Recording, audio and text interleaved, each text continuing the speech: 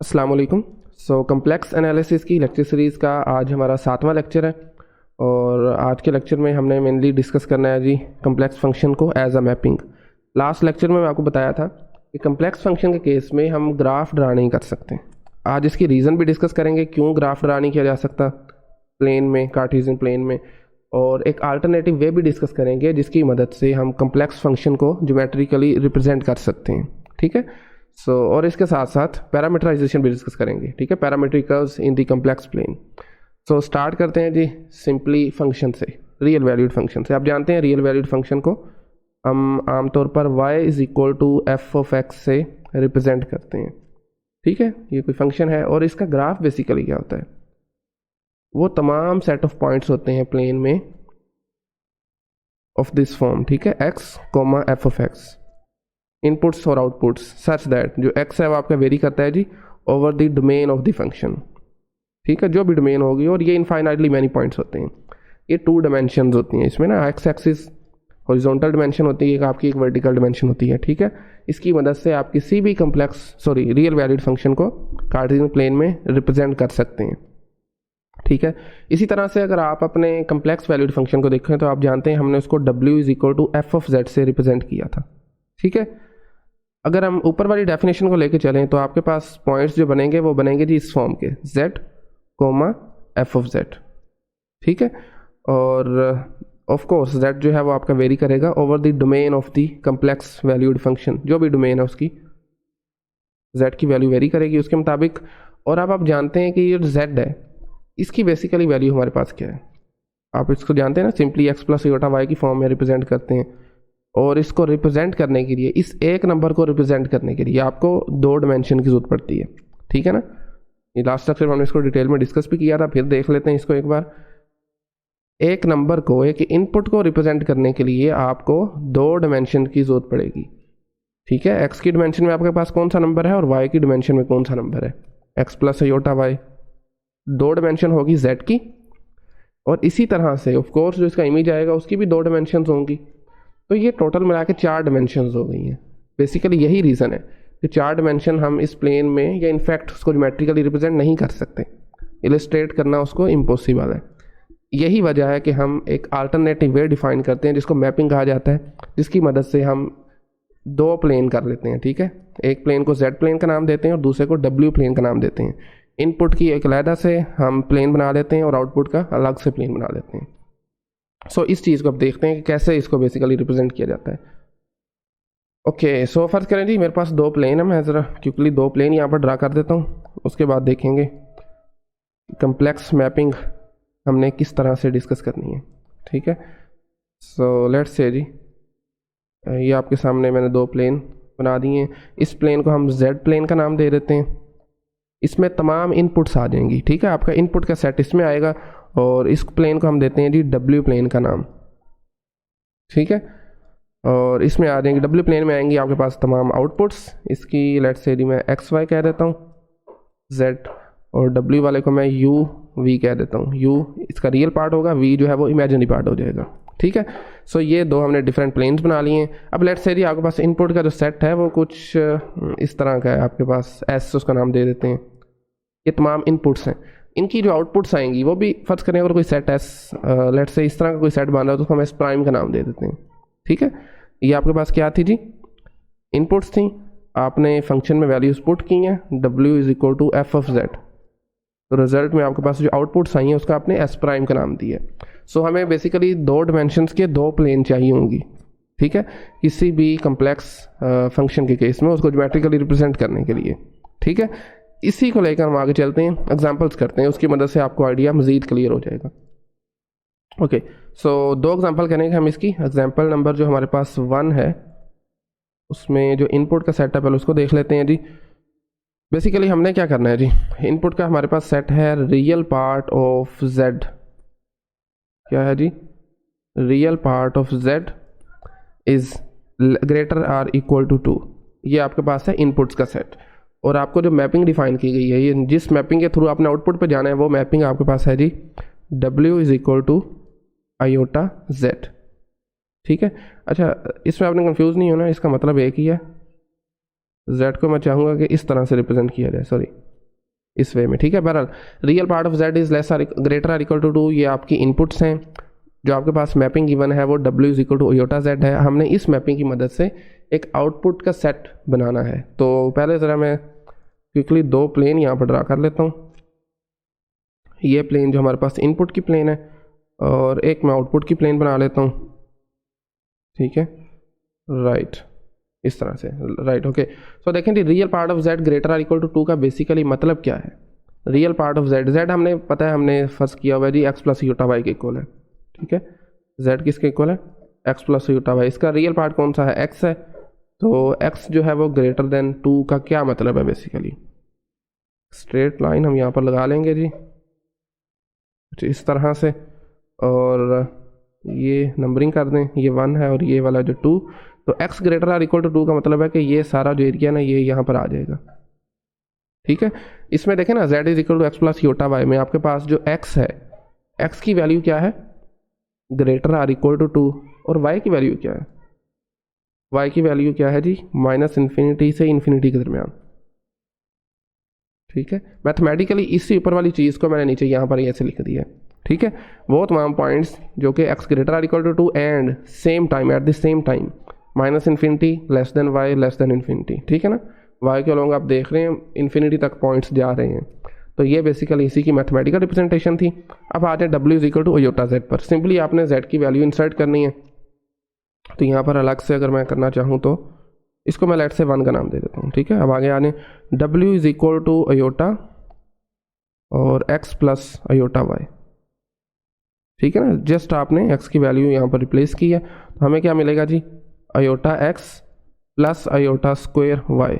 और इसको थोड़ा सा मजीद सिंप्लीफिकेशन करने के बाद आयोटा स्क्वायर की वैल्यू माइनस होती है, minus y plus iota x आ जाएगा। w की वैल्यू क्या होती है जी, u प्लस आयोटा v, ठीक है ना। ये वाला जो एक्सिस है u हॉरिजॉन्टल रियल पार्ट है इसका, और ये जो v इमेजिनरी पार्ट है वर्टिकल में, ठीक है। अब देखें दोनों तरफ अगर आप कंपेयर करें तो आपको वैल्यूज़ क्या मिलेंगी, u आपको मिलेगा जी माइनस y के इक्वल, और इसी तरह से आपके पास जो v है वो इक्वल किसके आ जाएगा, x के आ जाएगा। अब ये वैल्यूज़ हैं जो आपने इंसर्ट करनी है 1 में, ठीक है। x की जगह क्या आप इंसर्ट करेंगे, आप v को इंसर्ट कर देंगे, ठीक है ना। Okay, so v greater or equal to 2 आ जाएगा, और इसी तरह से एंड y की जगह आप इंसर्ट करेंगे जी माइनस u को। तो वो इंसर्ट करने से आपके इनक्वालिटी पर फ़र्क नहीं पड़ेगा, minus infinity less than u less than infinity, ठीक है। इस वे में बेसिकली आपकी जो न्यू इनक्वालिटीज़ आएंगी वो इस तरह से आ जाएंगी। अब इन इनक्वालिटीज़ को मद्देनजर रखते हुए हमने क्या करना है जी, अपने आउटपुट प्लेन में जो कि w प्लेन है, ये वाला कौन सा प्लेन है जी, w प्लेन, इसमें आउटपुट का सेट बना लेना हमने, ठीक है। तो आउटपुट का सेट किस तरह से बनेगा, v greater or equal to 2 है, तो v1 यहाँ पर है, 2 कुछ यहाँ पर है, और हमने यहाँ पर एक स्ट्रेट लाइन लगा लेनी है। खैर थोड़ी सी शायद टेढ़ी होगी, इसको दोबारा रीसेट कर लेते हैं जी। ये देखिए कुछ इस तरह से, ठीक है। ये कौन सी लाइन है, v इक्वल टू 2 है, बट हमें greater or equal to 2 values चाहिए, तो ये ऊपर वाली जितनी भी वैल्यूज़ हैं सारी आ जाएंगी। और देख रहे हैं u की जो वेरिएशन है वो क्या है, माइनस इन्फिनिटी तो इन्फिनिटी, और ये लाइन चलती जा रही है, ठीक है। ये हमारे पास प्लेन w प्लेन में आउटपुट का सेट है। इसको हमने सेट s का नाम दिया था अभी डेफिनेशन में, और इसको हमने s प्राइम का नाम देते हैं, ठीक है। इस वे में बेसिकली आपने रिप्रेजेंटेशन करनी है कम्प्लेक्स फंक्शन की, और हमारे पास जो ट्रांसफॉर्मेशन थी, ये मैपिंग थी, वो उसको w is equal to iota z का नाम दिया था, ठीक है।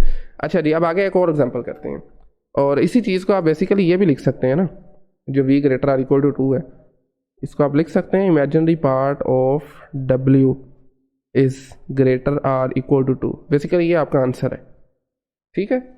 सेम उसको आप वैसे भी लिख सकते हैं, v greater or equal to 2 और minus infinity less than u less than infinity वो भी लिख सकते हैं, और imaginary part of w greater or equal to 2 भी लिख सकते हैं।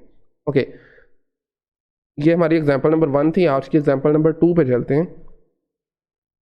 प्रैक्टिस के तौर पर एक्सरसाइज के क्वेश्चन भी मौजूद हैं, उनको बाद में देखेंगे।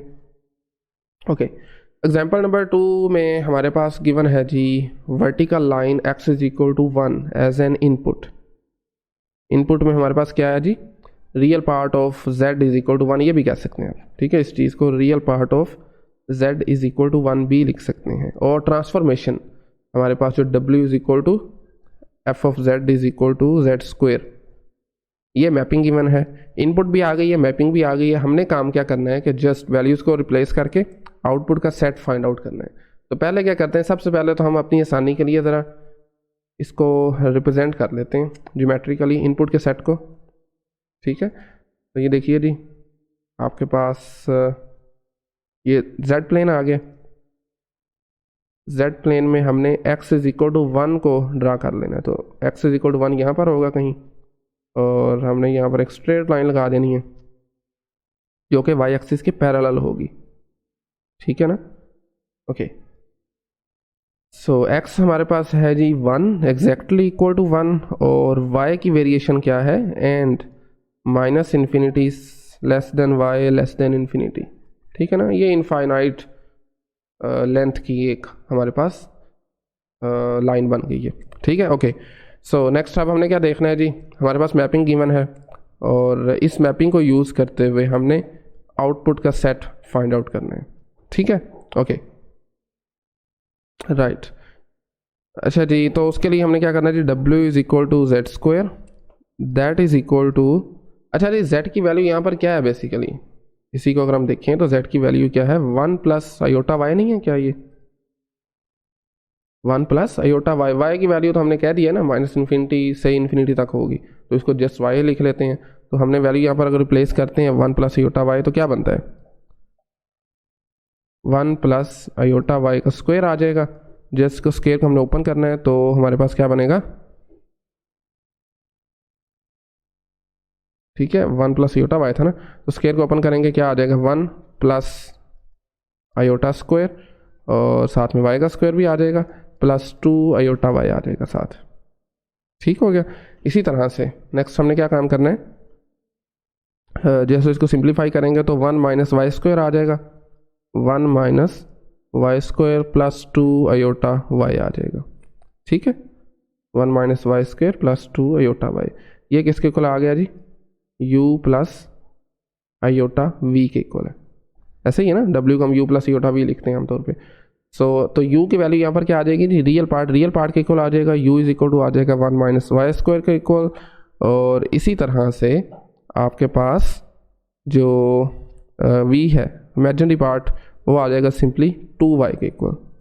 ठीक है, u किसके इक्वल आ गया, u की वैल्यू आ गई 1 माइनस वाई स्क्वायर, और v की वैल्यू क्या आ गई जी 2y। सिंपली अब आपने क्या करना है, और यहाँ पर आपको पता है y की, ये आपने चीज़ याद रखनी है कि जो y की वेरिएशन है वो माइनस इन्फिनिटी से इन्फिनिटी तक है दोनों केसेस में। ठीक है, ओके। नेक्स्ट आपने काम ये करना है कि आपने जस्ट वैल्यूज़ रिप्लेस करनी है। ठीक है, और अगर आप ये दो इनइक्वालिटीज़ आपके पास आ गई हैं ना, तो y की वैल्यू यहाँ से फाइंड आउट करें तो v/2 आ जाएगी। यहाँ से क्या आ जाएगी, y की वैल्यू v/2। अब इस y की वैल्यू को यहाँ पर इंसर्ट करें तो हमारे पास क्या आ जाएगा, u is equal to 1 minus v/2 का होल स्क्वायर।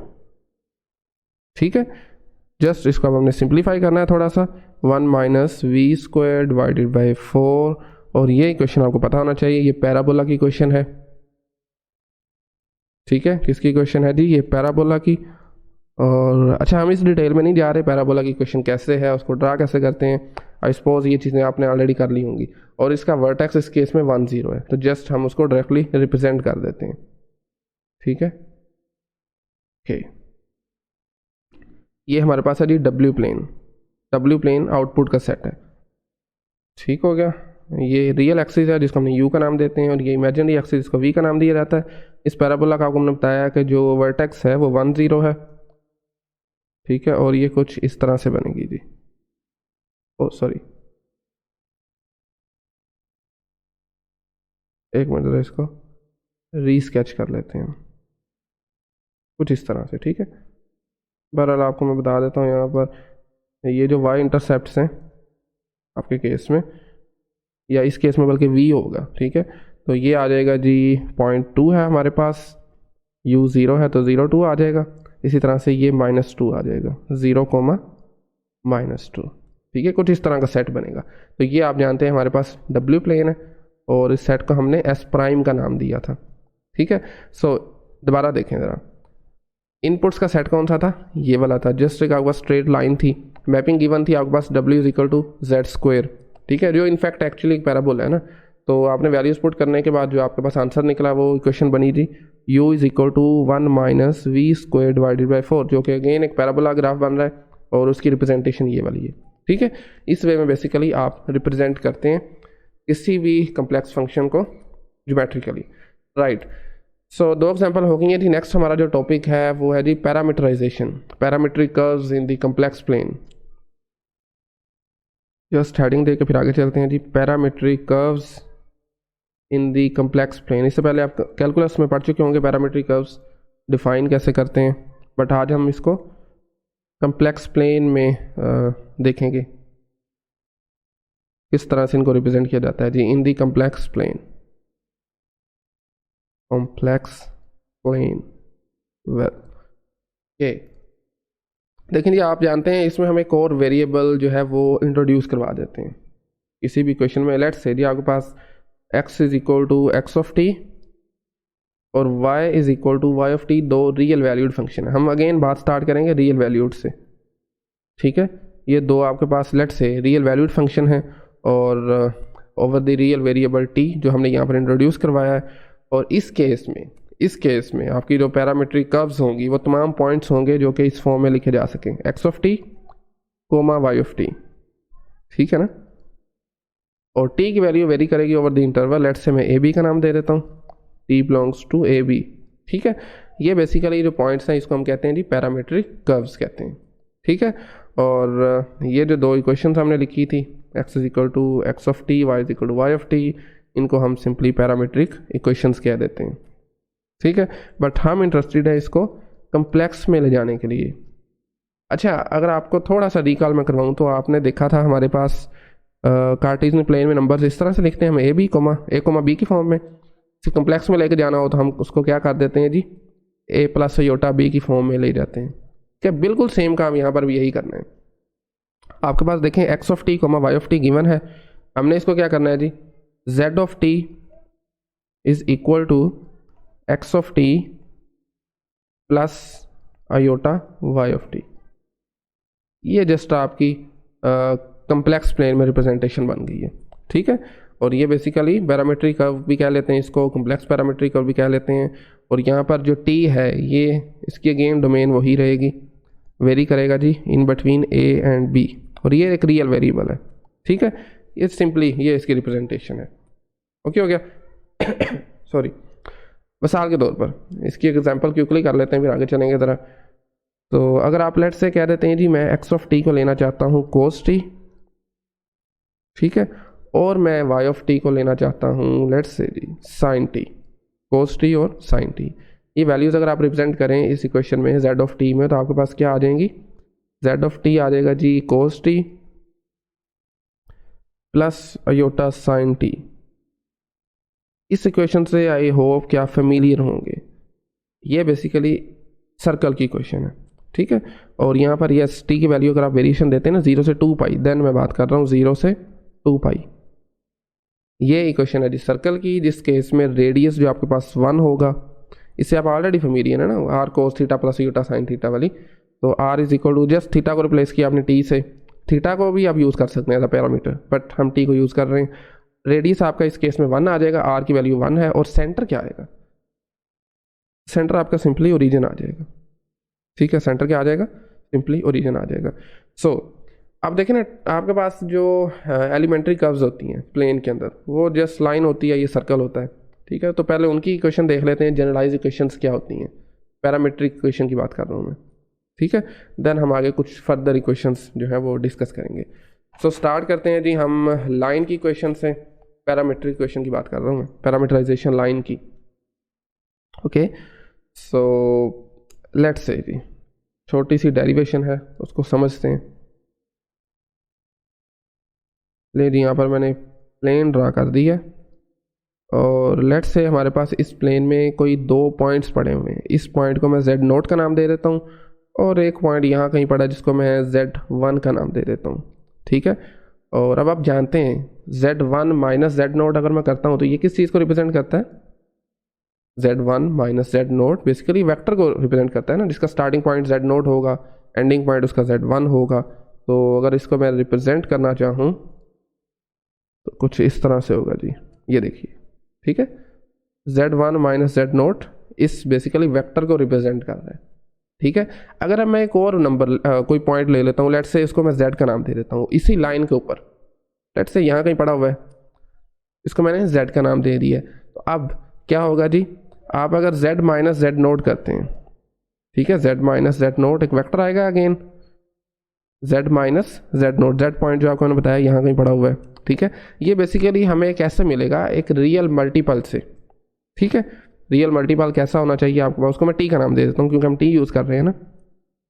अगर आप z1 माइनस जेड नोट को t से मल्टीप्लाई करते हैं तो लेंथ थोड़ी सी इंक्रीज हो जाएगी और वो आपके पास लेट्स से यहाँ तक पहुँच जाएगी, ठीक है ना।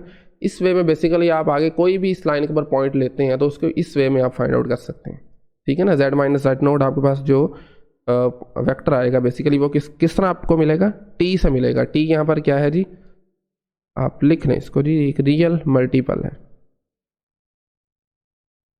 ठीक है।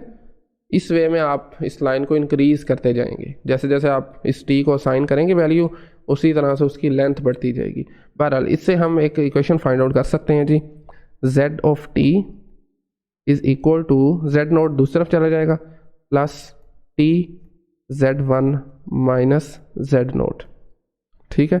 मज़ीद थोड़ा सा सिंप्लीफाई करेंगे हम तो हमें कुछ इस तरह से इक्वेशन मिलेगी जी, t z1 minus t z note, ठीक है। और अच्छा जी, z नोट और एक ये z नोट दोनों कॉमन लेंगे तो हमारे पास क्या बनेगा, z नोट बन जाएगा। और इसी तरह से इसमें से 1 माइनस t बचेगा पीछे, ऐसे ही है ना, और प्लस z1 और साथ में t आ जाएगा। और t आपको हमने बताया था रियल मल्टीपल है तो इसकी जो वेरिएशन होगी माइनस इन्फिनिटी, कोई भी रियल नंबर हो सकता है, ठीक है, इस तरह से। तो ये बेसिकली हमने जो एक नई लाइन की इक्वेशन बनाई है ना, इसको पैरामीटराइजेशन है बेसिकली कम्प्लेक्स प्लेन में, ठीक है। और ये किसकी क्वेश्चन है जी, लाइन की क्वेश्चन है। अच्छा, अब इसमें आगे कुछ फर्दर हम काम ये कर सकते हैं कि अगर आप t की वैल्यू को अगर आप इसको वेरिएशन देते हैं जी माइनस इन्फिनिटी, तो इन्फिनिटी के अलावा 0-1 तक आप इसको महदूद कर देते हैं। आप कहते हैं जी जो मेरा t है वो बिलोंग करता है 0-1 से, देन यही जो इक्वेशन है ये एक लाइन सेगमेंट बन जाएगा, ठीक है। क्या बनेगा, एक लाइन सेगमेंट बन जाएगा from z note to z1। इसी इक्वेशन को अगर आप वेरिएशन t की ये वाली कर देते हैं तो ये एक लाइन सेगमेंट बन जाएगा, लिख लेते हैं यहाँ पर, from z note to z1, ये भी याद रखना है आपने। इसी तरह से अगर आप t की वेरिएशन लेट्स से जी आप कहते हैं मैं t को वेरिएशन देना चाहता हूँ, सो 0 टू इन्फिनिटी, ठीक है, positive real numbers including 0, then ये एक रे बन जाएगी, ठीक है, जिसका हमारे पास स्टार्टिंग पॉइंट तो z नोट होगा बस, बट इसका एंडिंग पॉइंट नहीं होगा, ये एक इनफाइनाइटली मैनी जाती रहती है, ठीक है। इसी तरह से कुछ फर्दर पैरामीट्रिक होता है, 3 तो बल्कि मैंने आपको बता ही दी है। ये लाइन की थी जिसकी t की वैल्यू जो आपने value over the real multiple थे, जितने भी रियल मल्टीपल वो लाइन की थी। t की वैल्यू अगर आप 0 से 1 तक इसको फिक्स कर देते हैं तो ये लाइन सेगमेंट बन जाता है। इसी तरह से t की वैल्यू अगर आप 0 टू इन्फिनिटी इंक्लूडेड 0, ये रे बन जाती है, ठीक है। इसी तरह से आप क्या कर सकते हैं, सर्कल की भी एक जनरलाइजेशन इस तरह से फाइंड आउट कर सकते हैं। तो पहले उसको देख लेते हैं फिर आगे चलेंगे। पर्टिकुलर केस अभी हमने ऊपर देख लिया था सर्कल में, जिसमें रेडियस आपके पास 1 था और सेंटर आपके पास 0 0 था, ठीक है। बट अगर आप इसको फिक्स नहीं करना चाहते तो उसकी क्वेश्चन मैं आपको डायरेक्टली यहाँ पर लिख देता हूँ। z of t is equal to आपके पास आ जाएगा z nought plus r cos t plus iota sine t, ठीक है। और t की वैल्यू यहाँ पर जो वेरी करती है वो 0 टू 2 पाई तक है, ठीक हो गया। r यहाँ पर जो रेडियस है ऑफ कोर्स रेडियस को रिप्रेजेंट कर रहा है, और जो आपके पास z नोट है ये इस सर्कल के सेंटर को रिप्रेजेंट कर रहा है। यहाँ पर जो भी कॉम्प्लेक्स नंबर होगा वो इस सर्कल का सेंटर होगा, ठीक है। इसी तरह से cos t plus iota sign T को आप एक्सपोनेंशियल फॉर्म में भी लिख सकते हैं, तो इसकी एक और रिप्रेजेंटेशन बनती है, वो कुछ इस तरह से z nought plus R E raise to power iota T. ठीक है, ये एक्सपोनेंशियल फॉर्म है। जस्ट वैल्यू t की यहाँ पर भी वही रहेगी, इन बिटवीन 0 एंड 2 पाई। ठीक हो गया। सो ये थी जी आपके पास कुछ कॉमन फॉर्म थी पैरामीट्रिक कर्व्स की। अब हमने नेक्स्ट जो काम करना है वो एक इम्पोर्टेंट काम है, image of a parametric curve under a complex mapping. इस लाइन को मैं यहाँ पर लिखना चाहूँगा, image of a parametric curve under a complex mapping. Okay, parametric curve under complex mapping. खैर ठीक है। सो देखें जी, आपको मैंने बताया था W is equal to F of Z से आप रिप्रेजेंट करते हैं ना किसी कम्प्लेक्स वैल्यूड फंक्शन को, W is equal to simply F of Z से। ठीक है, बट अगर आपके पास कर्व जो है वो पैरामीट्रिक आ जाती है तो सिंपली आपने क्या करना है, किसी पैरामीट्रिक कर्व के लिए तो z को z ऑफ t से रिप्लेस कर दें, एक नया पैरामीटर आपने उसमें इंट्रोड्यूस करवा दिया है, तो उस केस में ये W is equal to F of Z of T बन जाएगा। ठीक है, F of Z of T, और टी की वैल्यू वेरिएशन जो है वो कोई भी हो सकती है। हम फर्ज करते हैं जी in between a and b. Okay हो गया। ये जस्ट आपके पास इमेज है पैरामीट्रिक कर्व के केस में। अच्छा जी, अब यहाँ पर एक बहुत इंपॉर्टेंट बात, अभी हमने आज के लेक्चर में शुरू में आपको बताया कि कम्प्लेक्स फंक्शन की ज्योमेट्री का रिप्रेजेंटेशन के लिए आपको दो प्लेन्स की जरूरत पड़ती है, बट इन पर्टिकुलर केसेस आप इसको एक प्लेन में भी मैनेज आउट कर सकते हैं। कैसे करते हैं, एग्जांपल की मदद समझते हैं जी। एग्जांपल करने लगे, उसमें एक ही प्लेन को हम यूज़ करेंगे इसकी ज्योमेट्रिकल रिप्रेजेंटेशन के लिए। ठीक है, पैरामीट्रिक कर्व्स के केस में बात कर रहा हूँ मैं।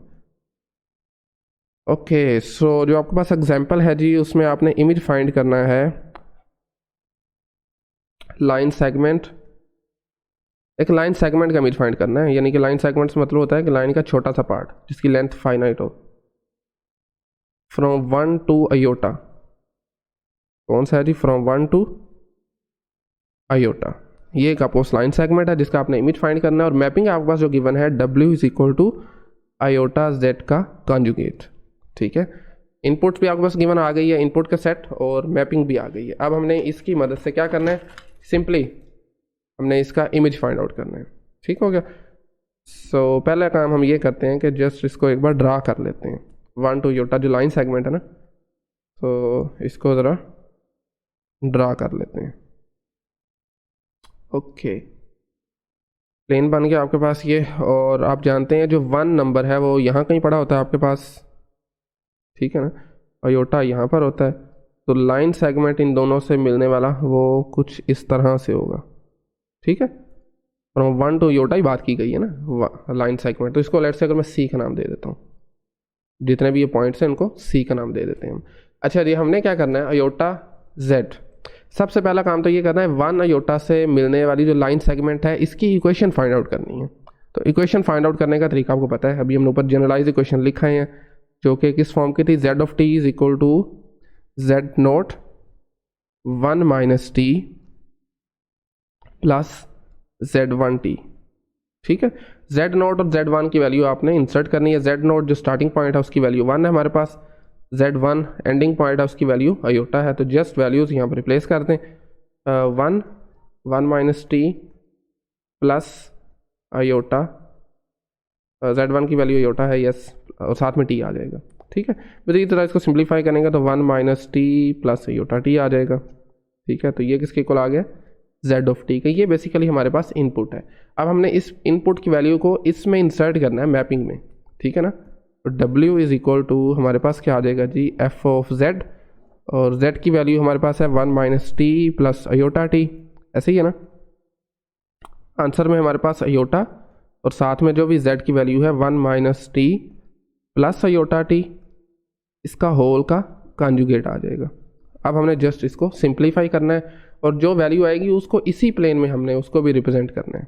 ठीक है, तो इस वे में बेसिकली हम एक प्लेन की मदद से ही कम्प्लेक्स फंक्शन को रिप्रेजेंट कर सकते हैं।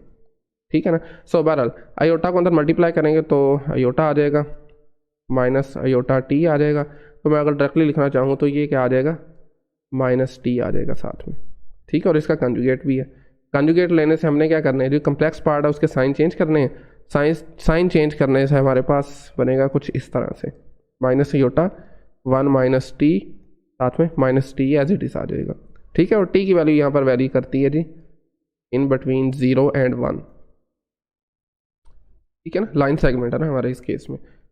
सो माइनस योटा 1 माइनस टी और साथ में माइनस टी आ जाएगा। ठीक है, और इसकी वैल्यू क्या है जी 0 लेस देन और equal to T less than equal to 1। ठीक है, अब देखें हमारे पास जनरल इक्वेशन थी ये वाली, इससे अगर इसको कंपेयर किया जाए तो z नोट की वैल्यू क्या आ जाती है हमारे पास, मैं डिफरेंट कलर दे देता हूँ जी। z नोट की वैल्यू क्या आ जाती है, माइनस योटा आ जाती है, ऐसे ही है। और इसी तरह से z1 की वैल्यू क्या आ जाती है, -1 आ जाती है। ये कैसे हमने फाइंड आउट की है, इस वाली इक्वेशन को आपने इससे कंपेयर किया, ये जनरल इक्वेशन, इसको 1 का नाम दे देते हैं ना। अब देखें माइनस योटा कहाँ पर है, वो कुछ यहाँ पर है जी, माइनस योटा यहाँ पर पड़ा, और -1 कहाँ पर पड़ा हुआ है, यहाँ पर पड़ा हुआ है। इनसे मिलने वाली लाइन सेगमेंट है उसको मैं कुछ इस तरह से लिख देता हूँ। ठीक है, अब देखें इसको हम सी प्राइम का नाम दे देते हैं, सॉरी इसको हमने सी प्राइम का नाम दिया, आउटपुट का सेट है ना बेसिकली। तो यहाँ से हमने ट्रांसफ़र किया यहाँ पर under mapping w is equal to iota z का कॉन्जुगेट। ठीक है, तो इसी तरह से हम किसी एक प्लेन में रहते हुए, ठीक है, हम कम्प्लेक्स फंक्शन को रिप्रेजेंट कर सकते हैं। ये तरीकाकार है बेसिकली, हमें किसी नए प्लेन की जरूरत नहीं पड़ी। ओके, सो अब हम आते हैं जी एक्सरसाइज की तरफ। क्वेश्चन जो हम कर चुके हैं ये इसी तरह से मिलते जुलते क्वेश्चन है, बट हम चाहेंगे कि एक्सरसाइज से भी 1-2 क्वेश्चन कर लिए जाएँ। तो एक्सरसाइज है हमारे पास 2.2, और इस एक्सरसाइज में जो आपके पहले 8 क्वेश्चन हैं वो एक तरह के ही हैं। ठीक है, सिंपली आपके पास कम्प्लेक्स फंक्शन होगा, मैपिंग गिवन होगी, इनपुट्स गिवन होंगे, सॉरी मैपिंग नहीं, इनपुट्स गिवन होगा और कम्प्लेक्स फंक्शन गिवन होगा, आपने फाइंड आउट करना है उसका इमेज। क्वेश्चन नंबर 7 करने लगे हम। फंक्शन आपके पास गिवन है जी f of z is equal to iota z plus 4। ठीक है, और आपके पास जो सेट है जिसको हमने s का नाम दिया था वो बेसिकली हाफ प्लेन है। ये सारा कुछ गिवन आपकी क्वेश्चन में ना, एक्सरसाइज 2 पे जाएँ, 2.2 पे जाएँ और आपको ये मिल जाएगा सारा कुछ वहाँ से। s बेसिकली हाफ प्लेन है। कौन सा हाफ प्लेन है वो उसने बताया भी वो आगे। इसका इमेजिनरी पार्ट जो है वो लेस आर इक्वल टू 1 है। इमेजिनरी पार्ट क्या है जी, लेस आर इक्वल टू 1। तो सबसे पहला काम हमने ये करना है, इसको ज़रा रिप्रेजेंट कर लेते हैं ज्योमेट्रिकली इनपुट्स को। अच्छा, इस केस में हमें 2 बनाने पड़ेंगे प्लेन, वो पैरामीटराइजेशन के केस में हम एक प्लेन से काम चला सकते हैं। बहरहाल इस चीज़ को भी देखते हैं। सो ये हमारे पास आ गया जी जेड प्लेन, इसको कौन सा नाम देना है, जेड प्लेन का, इनपुट्स का प्लेन होगा ये। और इसके साथ साथ इमेजिनरी पार्ट जो आपका वो लेस आर इक्वल टू 1 है। इसका मतलब क्या है जी, आपके पास y जो वो लेस आर इक्वल टू 1 है। y अगर 1 आप यहाँ पर ले लें तो कुछ इस तरह से ये लाइन बनेगी x एक्सिस के पैरेलल, और ये सारा पार्ट आपका इंक्लूड हो जाएगा इनपुट्स के सेट में। इसको हमने s का नाम देना है। ठीक है, जस्ट आपकी आसानी के लिए, वरना ना भी दें तो कोई मसला नहीं है। अच्छा जी, अब हमारे पास जो हमने काम क्या करना है जी, आपके पास x की वेरिएशन क्या है, ओवरऑल -∞ टू इन्फिनिटी है, सॉरी x की वेरिएशन -∞ से इन्फिनिटी तक है। और y की वेरिएशन क्या है जी, y आपका लेस आर इक्वल टू 1 है। ठीक हो गया, इसको हम 1 का नाम दे रहे हैं लेट्स से। मैपिंग आपके पास क्या गिवन है जी, w is equal to f of z is equal to iota z plus 4। ठीक है, तो आपने क्या करना है इसमें, सिंपली z की वैल्यू इंसर्ट करें। z इनपुट है ना आपके पास, तो इनपुट का आपके पास आया जी x प्लस 1 अयोटा, ये x प्लस अयोटा लिख लें आप। ठीक है ना, y की वैल्यू चूँकि आपके पास सिंपली 1 आ गई थी, या बल्कि आप इसको जनरल करके भी कर सकते हैं। मेरा वैसे मशवरा ये है कि आप इसको simply x plus iota y ही लिखें प्लस 4। ठीक है, अच्छा जी, अब देखें इसको सिंपली अंदर मल्टीप्लाई करें, ये क्या आ जाएगा जी, -y आ जाएगा प्लस 4 आ जाएगा। ठीक है, तो थोड़ा सा इसको ज़रा फॉर्म में लाने के लिए 4 - y रियल पार्ट अलग से, प्लस अयोटा x जो इमेजिनरी पार्ट है वो अलग लिख लें। और आपको पता है w किसके इक्वल होता है, अयोटा v के इक्वल होता है, u प्लस अयोटा v के इक्वल। यहाँ से फिर कंपैरिजन करेंगे तो आपके पास u इज इक्वल टू आ जाएगा 4 - y and you have v is equal to simply x आ जाएगा। ठीक है, अच्छा अब हमने क्या करना है जी, वैल्यूज़ जो आई हैं दोनों, हमने इसको इंसर्ट करना है इस 1 में। ओके, सो 1 में इंसर्ट करने से हमारे पास क्या आ जाएगा जी, x पर कोई फ़र्क नहीं पड़ेगा ना, तो v is equal to X है तो जस्ट यहाँ पर v आ जाएगा लेस देन इन्फिनिटी। ठीक है, और इसी तरह जो सेकेंड इनक्वालिटी है y is less or equal to 1, तो यहाँ से y की अगर आप वैल्यू फाइंड आउट करना चाहें तो वो क्या आएगी जी, 4 minus u is equal to y आ जाएगा। ऐसे ही है, 4 minus u is equal to y आ जाएगा। तो y की जगह हमने लिखना है 4 minus u that is less or equal to 1, और ऐसे ही ना y आपका लेस आर इक्वल टू 1 था तो उसकी जगह 4 माइनस आपने simply u less or equal to 1 लिखा है। अच्छा, अब इसको अगर आप सिंप्लीफाई करेंगे, मैं डायरेक्टली करना चाहूँगा, तो u greater or equal to आपका आ जाएगा जी 3, जिसको आप इनफैक्ट ये भी लिख सकते हैं कि आपका इमेजिनरी पार्ट ऑफ w, ठीक है ना, सॉरी u जो आपका रियल पार्ट होता है, इमेजिनरी नहीं, real part of w basically आया है ग्रेटर आर इक्वल टू 3, एक ही बात है वैसे। अच्छा, अब इसको हमने अलग से कम्प्लेक्स प्लेन में ड्रा करना है, तो उसके लिए मैं छोटा सा एक और कम्प्लेक्स प्लेन यहाँ पर लिख लेता हूँ, लगा देता हूँ, जिसको हम डब्ल्यू प्लेन कहते हैं। आउटपुट्स का है ना ये, तो इसको क्या कहते हैं जी, डब्ल्यू प्लेन है। सिंपली आपके पास u इज इक्वल टू 3 है और ये ग्रेटर आर इक्वल टू 3 है ना, तो ये मैं एक लाइन लगा लेता हूँ that represent basically u is equal to 3, और चूँकि ग्रेटर देन है, इक्वल टू 3 वाला पार्ट भी इंक्लूड है और ग्रेटर देन वाला पार्ट भी इंक्लूड है, तो ये सारा आपके पास आउटपुट का सेट आ जाएगा जिसका हमने एस प्राइम का नाम दिया था। ठीक है, सो यहाँ पर आपका क्वेश्चन कंप्लीट है, सिंपली आपने आउटपुट का सेट फाइंड आउट कर लिया है। अच्छा जी, नेक्स्ट हमारा जो क्वेश्चन है वो एक्सरसाइज का 17 क्वेश्चन है, इसको भी देख लेते हैं। और 17 क्वेश्चन जो आपका वो पैरामीट्रिक कर्व से रिलेटेड है, आपने पैरामीट्रिक कर्व का इमेज फाइंड आउट करना है। क्वेश्चन नंबर है आपके पास 17। ठीक है, क्वेश्चन क्या गिवन है वो भी देख लेते हैं जी। z of t parametric curve given है 1 plus 2 iota 2 E raise to power iota T. ठीक है, और t की जो वेरिएशन है वो हमारे पास 0 to 2 पाई है, और ये देखकर आपको याद आ जाना चाहिए कि ये बेसिकली क्या चीज़ है, सर्कल की इक्वेशन है ना। ठीक है, और आपका जो मैपिंग है w is equal to F of z is equal to z plus 1 minus iota.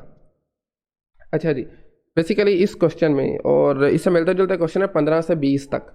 इन तमाम क्वेश्चन में आपने 3 काम करने हैं।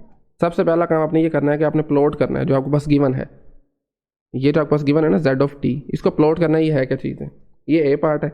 इसी तरह से जो b पार्ट है वो आपने पैरामीटराइजेशन फाइंड करनी है ऑफ द इमेज। ठीक है, और c पार्ट जो आपके पास होगा उसमें आपने जो पैरामीटराइजेशन फाइंड की है इमेज को यूज़ करते हुए उसको आपने रिप्रेजेंट करना है ज्योमेट्रिकली। ठीक हो गया, तो ये कितने काम करने हैं टोटल, इसमें 3 काम करने हैं। सबसे पहला काम आपने जो z ऑफ t है इसको रिप्रेजेंट करना है, तो उसके लिए मैं एक प्लेन यहाँ पर ड्रा कर देता हूँ, सॉरी। अच्छा जी, हमें पता चल चुका है ये जो इक्वेशन है ये सर्कल की इक्वेशन है। सर्कल की इक्वेशन में जो आपके पास ये z नोट होता है ना, तो ये बेसिकली आपका सेंटर है। सेंटर क्या है, 1 प्लस 0 आयोटा, वो यहाँ पर बनेगा 1 प्लस 0 आयोटा, यही है ना, ये सेंटर है। रेडियस आपका ये वाला होता है, और ये कितना है 2, तो 2 और 3 तक आपको जाना पड़ेगा यहाँ पर। ठीक है, तो मे भी थोड़ी ज्योमेट्री में प्रॉब्लम हो, बट आपने क्या करना है 1 को सेंटर मानते हुए आपने 2 रेडियस का एक सर्कल बना लेना है। यार ये बिल्कुल ही सर्कल नहीं लग रहा, बहरहाल आपको समझ आना चाहिए। 2 रेडियस का हमने एक सर्कल बना लेना है 1 को सेंटर मानते हुए, इसका रेडियस ऑफ कोर्स 2 होगा। ठीक है, ये हमारे पास थी इनपुट। अब हमने इस इनपुट को वैल्यू को यहाँ पर इंसर्ट करना है और आउटपुट फाइंड कर लेना है। Simply F of z is equal to z की वैल्यू हमारे पास क्या है जी, 1 plus 2 times E raise to power iota t plus 1 minus iota. ठीक है, थोड़ा सा इसको सिंप्लीफाई करने से हमें क्या मिलता है जी, 2 minus iota plus 2 E raise to power iota t। ये हमारे पास क्या आ गया, w आ गया। w is equal to F of z। ठीक है, देखिए ना, सिंपली 2 स्टेप में इसका आंसर आ गया। बट थर्ड जो हमने काम ये करना है कि इसको हमने रिप्रेजेंट भी करना है, तो इसमें अगर देखें ना, ये अगेन सर्कल की क्वेश्चन बन रही है। सेंटर इसमें क्या आ जाएगा जी, 2 कोमा माइनस 1। ठीक है ना, 2 minus iota, basically z note से इसको रिप्रेजेंट करते हैं हम, और रेडियस 2 ही रहेगा इस केस में, तो इसको भी हम रिप्रेजेंट कर लेते हैं ज़रा क्विकली। आउटपुट का सेट है। ठीक है, अलग से एक प्लेन बनाएं w प्लेन का, जिसको हम नाम देते हैं, और इसमें चूंकि हमारे पास 2, -1 क्या है इसका 1 आ गया, 2 आ गया और ये -1 आ गया, तो ये आपके पास बेसिकली सेंटर है जिसको हमने z नोड का नाम देना है। अच्छा जी, इस केस में आपके पास रेडियस 2 ही रहेगा, तो इसको सेंटर मानते हुए आपने 2 रेडियस का एक सर्कल बना देना है। तो मैं कोशिश करता हूँ कि ज़रा रफली सर्कल बना के ना वो यहाँ पर रिप्लेस करता हूँ। वेल सर्कल हमारे पास बन चुका है, तो आपने अब ये करना है कि इसको कुछ इस तरह से प्लेस कर दें। बहरहाल ये शायद एग्जैक्टली 2 का तो ना हो, बट आपने ये फर्ज करना है कि एग्जैक्टली 2 का है, ठीक है ना। और इस केस में हमारे पास जो सेंटर है वो ये वाला है और ये रेडियस इसका 2 होगा। ये आपका इस क्वेश्चन का थर्ड पार्ट है, सी पार्ट। ओके, सो बाकी क्वेश्चन भी इसी से मिलते जुलते हैं। 2 तरह के क्वेश्चन आज हमने किए हैं, एक simply complex function complex number के केस में सिंपली उसकी मैपिंग कैसे फाइंड आउट करते हैं वो देखा है, और फिर पैरामीट्रिक कर्व्स के केस में इमेज कैसे फाइंड किया जाता है वो चीज़ देखी है, उसको रिप्रेजेंट भी किया ज्योमेट्रिकली। बाकी क्वेश्चन भी मिलते जुलते हैं, अगर कोई क्वेश्चन नहीं हो रहा तो आप कमेंट सेक्शन में पूछ सकते हैं। आई थिंक आज यहीं पे फाइंड आउट करते हैं, इंशाल्लाह नेक्स्ट लेक्चर में दोबारा हाजिर होंगे। So thank you very much.